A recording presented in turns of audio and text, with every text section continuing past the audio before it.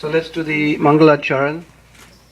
Om Ajnanatimirandasya Gyananjana Salakaya Chakshurunmilitam Jena Tasmai Sri Gurave Namaha Sri Chaitanya Manabhrishtam Sthapitam Jena Bhutale Sayam Rupam Tadamayam Dadati Sapadantikam Vandeham Sri Guru Sri Juta Padakamalam Sri Vaishnavancha Rupam Sahagana Tam Sajivam Savadutam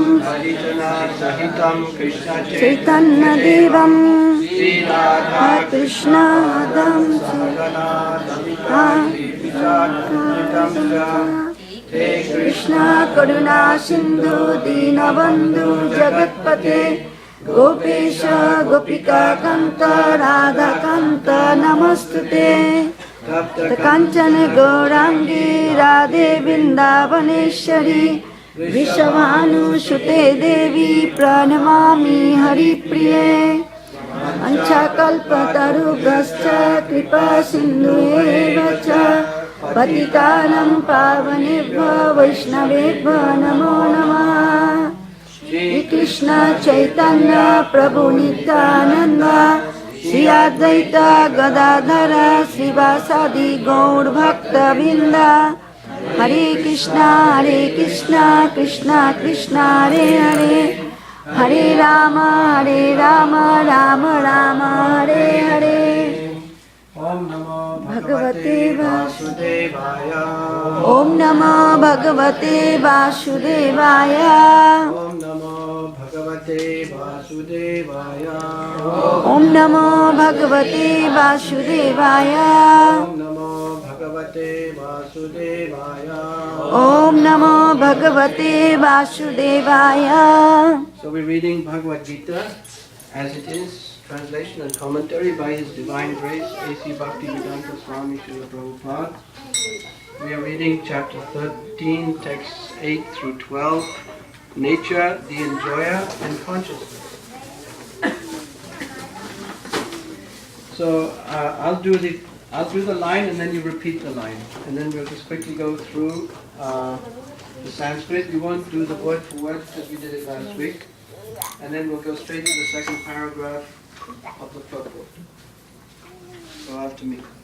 Amanitvam adambitvam Amanitam Adamitam ahimsa kshantir ajavam Ahimsa Santi Ajavam acharyopasanam socham Acharya Pasanam Sa stairyam atma vinigraha Sayyam Atma Vinigraha indriyateshu vairagyam Indriyateshu Vairagyam anahankara evacha Anahankara Evacha janma mrityu jara vyadhi Janma Mrityu Jara Vadhi dukkha doshanudasanam Dukkha Dasuna Darshanam asaktir anabhishvanga Asakti Anavisanga putratara grihadishu Putradara Griharishu nityam cha samachittatvam Nityam Cha Samachittatam ishtanistopapatishu Ishtanistu Prapatishu mayi cha nanya yogena Mahi Chananna Yogina bhaktir avyavicharini Bhakti Ragya Vivachini vivikta desha sevitam Vivikta Desha Sevitam bharati jana samsadi Bharati Jana Samsadi adhyatma jnana nittatvam Admakta Jnanam Nityatam tattva janata darshanam Tatta Janata Darsanam itaj jnanam iti proktam Itach Jnana Iti Praktam ajnanam yad atonyata. Adhyana Yat Atanyata. Okay, translation. And again, we can do this phrase by phrase. Repeat after me. Humility, pridelessness, Humility, pridelessness, non-violence, tolerance, and tolerance, simplicity, approaching a bona fide spiritual master, cleanliness and steadiness, self-control, renunciation of the objects of sense gratification, absence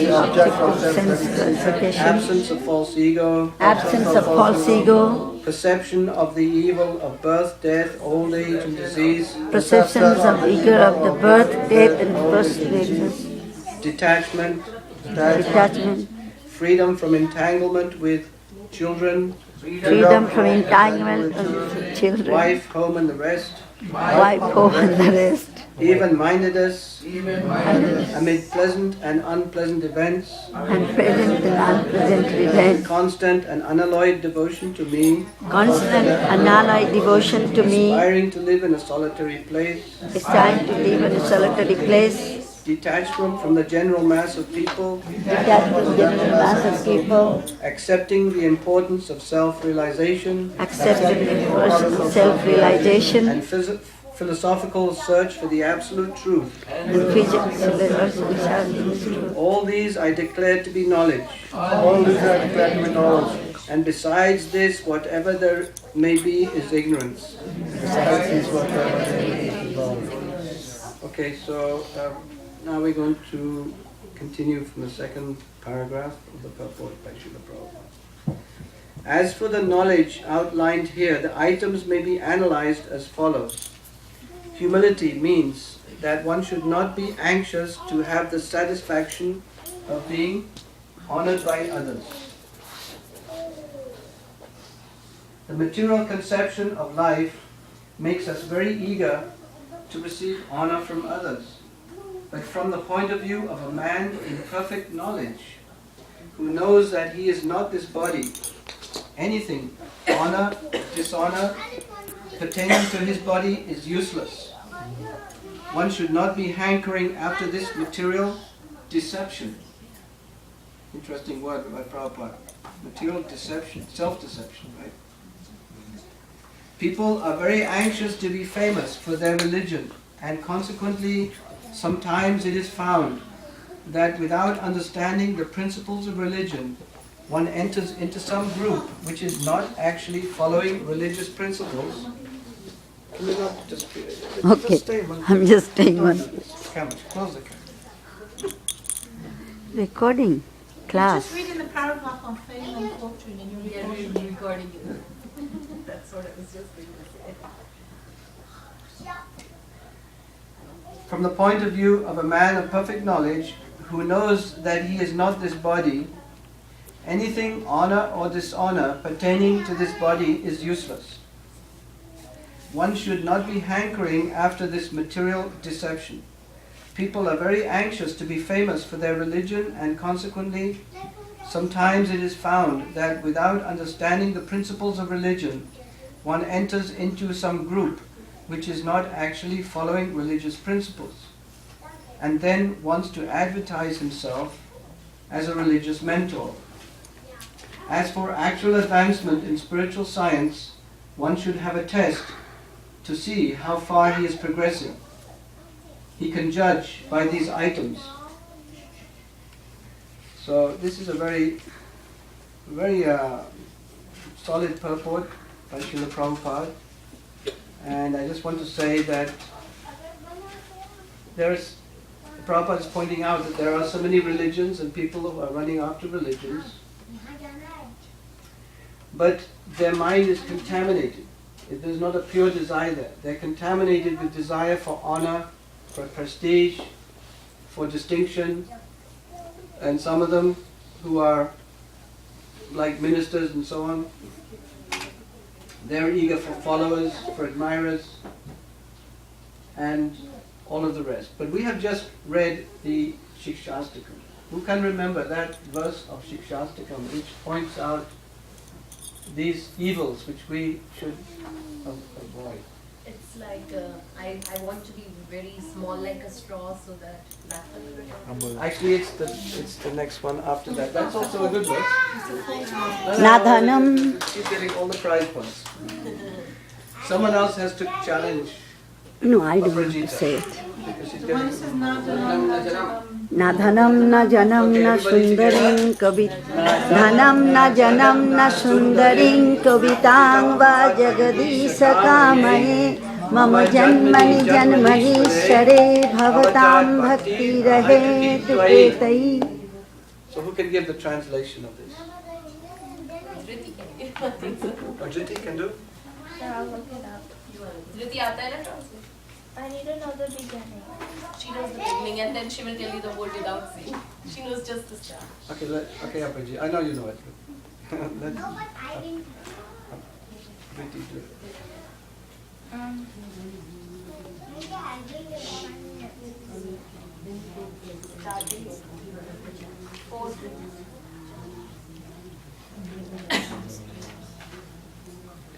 Oh, she's Oh, Almighty Lord, I have no desire to accumulate wealth, nor do I desire beautiful women, nor do I want any number of followers. I only want your causeless devotional service birth after birth. Okay, so this verse by Sri Chaitanya Mahaprabhu, na dhanam, na janam, na sundarim, kavita. Kavita means all of the benefits that accrue from religious and spiritual activities.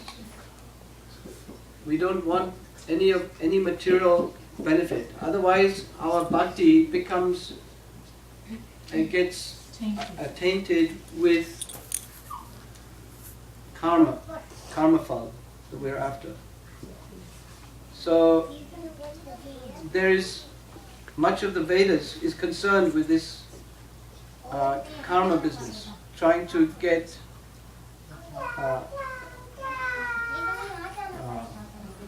material benefit. And the ultimate material benefit is to go to Swarga Loka. And that Swarga Loka is also part of the material world. People think, I've heard many times amongst Indian communities that, oh, I heard your grandmother died.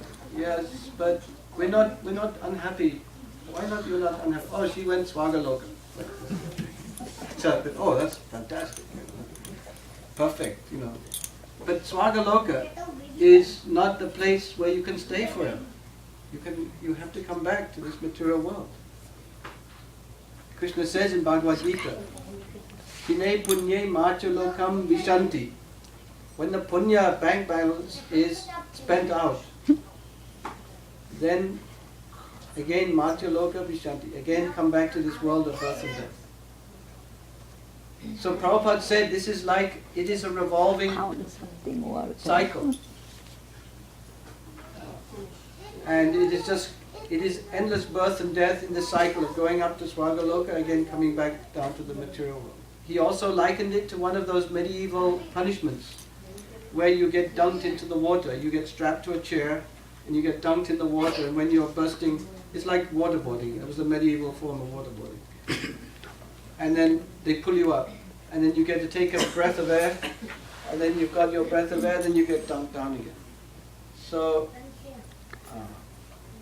we have already analyzed, and we've already understood and heard so many times, we were singing the song, that material life is like being in an ocean.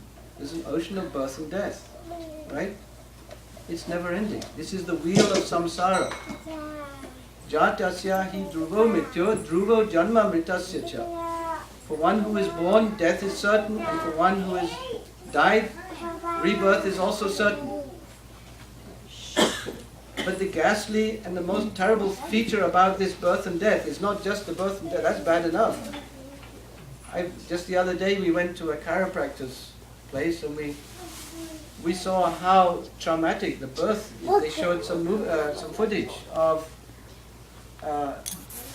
babies being delivered by unnatural methods because the doctors are so lazy.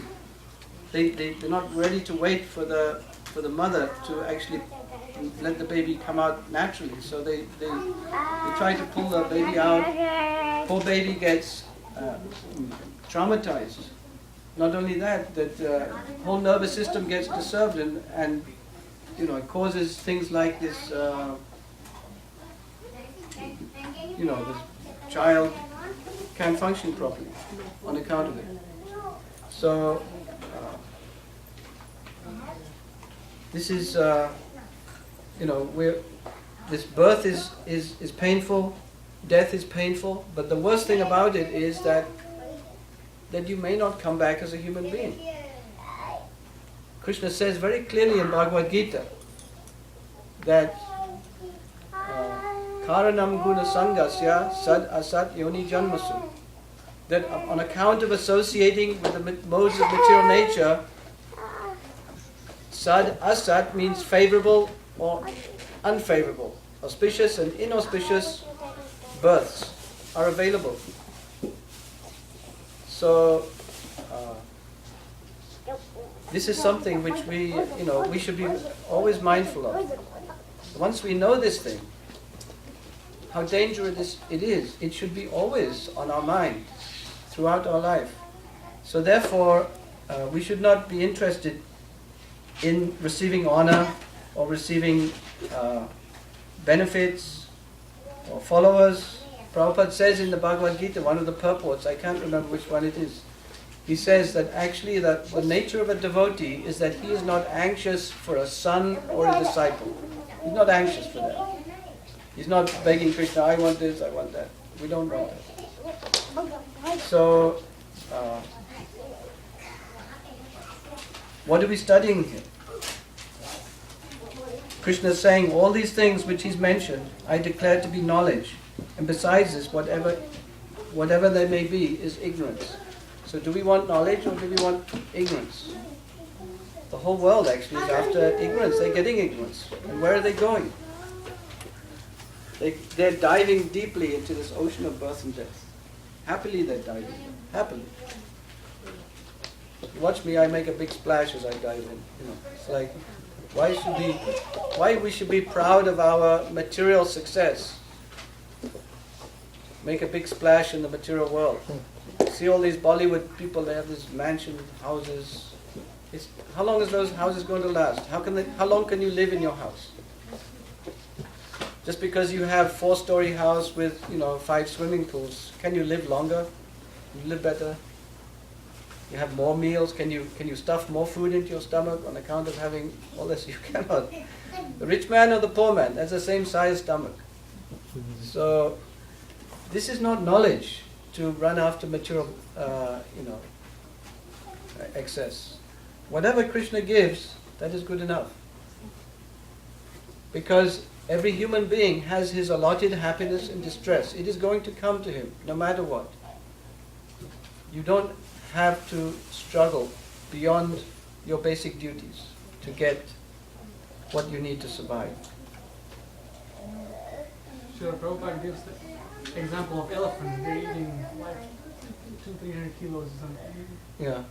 And The ant is getting one little grain of something. They're both happy. They're full. Satisfied. Absolutely right. Thank you. Bengali one proverb has a Chini Jogai Chintamani. Chintamani Chini Jogai. Chintamani is Krishna's another name, and he gives us every single jivatma, from insects to elephant, everybody's food. We think we are making food and we are eating, but actually Chintamani, he's thinking about us and he is giving us.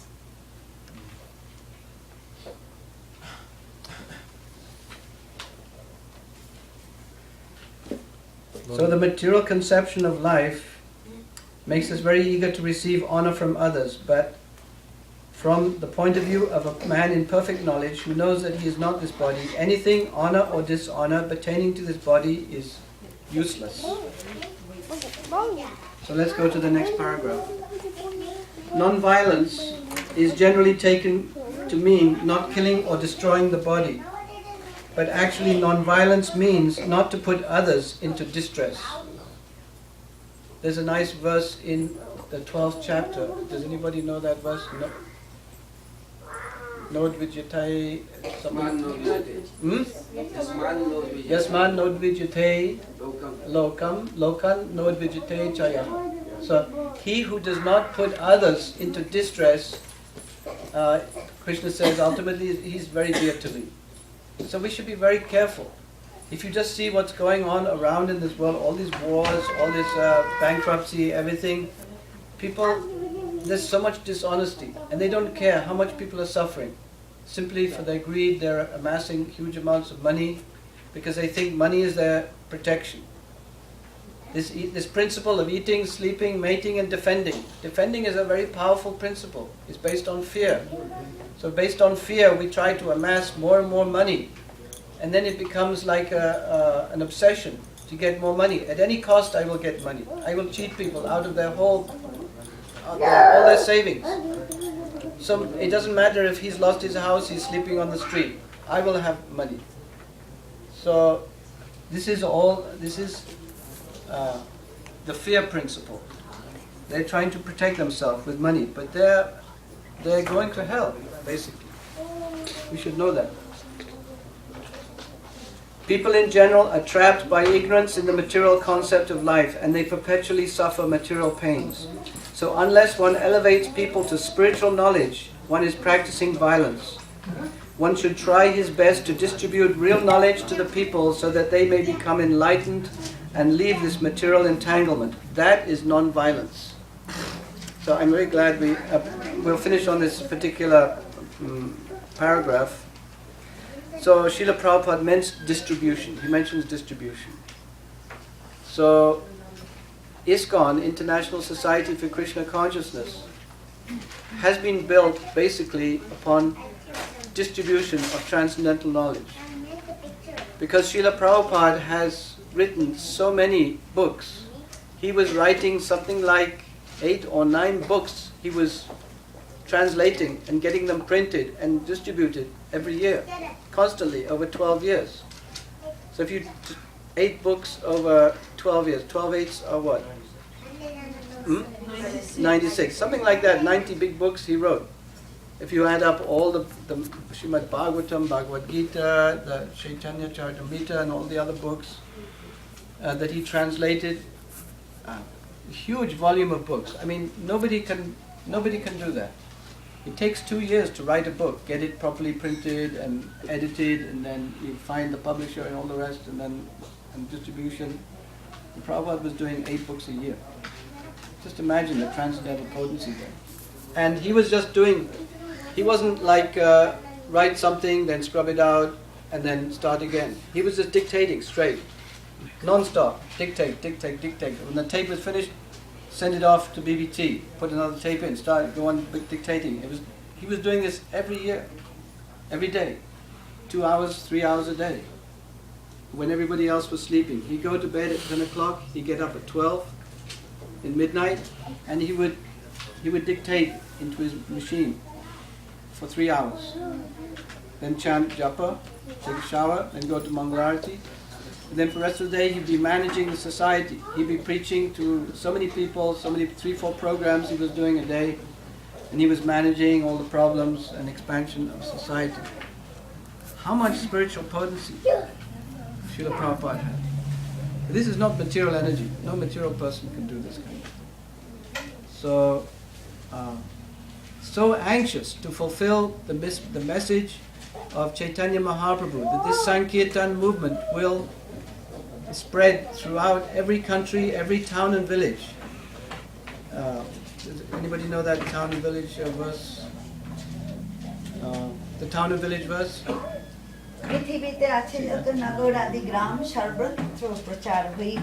Everybody should know this verse. Prithiviti ache yati jato nagaradi gram sarvatra prachar hoive moranam. So, and Chaitanya Mahaprabhu gave this order, Amara Gyaya Guru Hana Tara Etesh. So, whomever you meet, this is my order. You become guru, you become preacher, and liberate the country where you live in. So, you might have been noticed that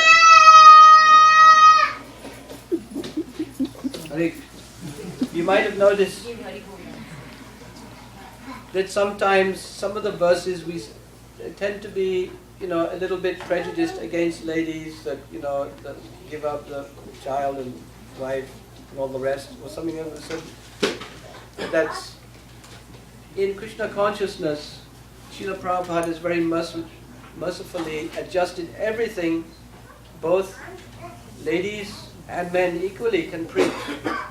There's no privilege for preaching. If you can learn this scripture and you can be fearless in presenting it to others, you can do it. You can distribute the books, you can give the classes, you can lead the other devotees. There's no distinction, or there's no prohibition for women to advance in Krishna consciousness at all. Of course, we are preaching Vedic culture, and Vedic culture was at one time very, very strict. The women's role in life was very, very strictly prescribed. So that was a different time. This is Kali Yuga. We're in an emergency situation. The house is on fire. We have to get everybody out of the house. Do we want to see anybody dying in the house, getting burnt? No, we don't want to see that. We want everybody out of the house. That means out of this material world and going back to Krishna. So don't think that, oh, this is not for me. No, it's for everybody. And I'm just a simple person. I'm a hard worker. No, you can easily learn little bits of this knowledge, and gradually, as you communicate it to others, it'll stick in your mind more, and you'll get more and more knowledge. You'll learn verses. You'll learn how to present these things nicely to your friends. And you'd be surprised when you talk about, nowadays when you talk about karma and reincarnation, how eagerly people are. They say, yes, I know that. I understand that. But they don't understand, because they haven't had detail, they haven't been instructed properly. They haven't read Bhagavad-gita. Everybody understands what goes around comes around, right? That's the law of karma. But actually what comes around, there's not enough time for it to come around, so you require another life in order to get that karma. People don't understand it. So if you believe in karma, which most people do, you have to accept reincarnation, because it's an automatic, it's logical that we've come into this body, we'll get another body. We've got more stuff coming to us than we can possibly process in one life. So if we are constantly taking body after body, then the next question an intelligent person will ask him, well, who am I? I'm not this body, I keep changing the body. So it's a natural process that if we distribute this knowledge, even at a basic level, it'll kind of trickle upwards. It'll stimulate people's intelligence to understand that actually I'm eternal spirit soul. I'm a part and parcel of God. And my business is spiritual life, not material life. So in this way, gradually, people get realization.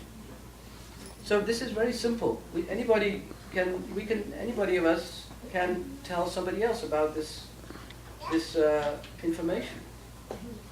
And it's not like you have to ram it down their throat, but you can just talk about it. So there's no bar for anybody to preach in Krishna consciousness, absolutely not. যারে দেখো তারে কহো কৃষ্ণ কথা. So I just want to end on that point. Does anybody have any questions?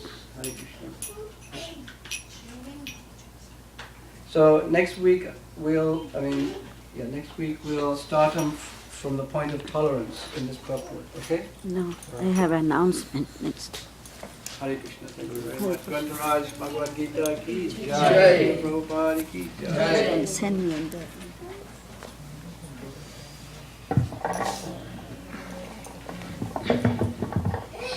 As everybody knows, the December month is Bhagavad-gita month, and Moksha Ekadashi is coming this Monday. Generally, Moksha Ekadashi day is supposed to read whole Bhagavad-gita from beginning to end, from all 18 chapter, 700 verse. So generally, always every year, my Radha Govinda Mandir front, my house, in the evening, some people come, we read the whole Sanskrit from beginning to end, only Sanskrit, no English translation. And then following week, 10th Saturday, in this place, we will all read Bhagavad-gita from beginning to end, English translation. So that way we do one day English and one day Sanskrit. So whoever wants to come, Monday is working day, may be difficult to come, but Saturday everybody should please try to come and join the reading Bhagavad-gita. And it will take 3.5 to 4 hours to whole thing. So we should I don't know if it's going to be open at that time. Yeah, We should start at 4 5 is o'clock. okay. I will talk to this lady and maybe we can start 4. We will give the email everybody, or otherwise we'll start 5 maybe. 5, 6, 7, 8. Yeah. Okay. For the kids, we also will do one computer game on Bhagavad-gita. If we can set it up, we will try to do one. Okay. That will be wonderful. With Bhagavad-gita question answer, we will have computer game, okay? All the kids. Thank you. So try to everybody come and read Bhagavad-gita. Thank you. Hare Krishna. Okay, Haribol, now we have the class. I have the arti.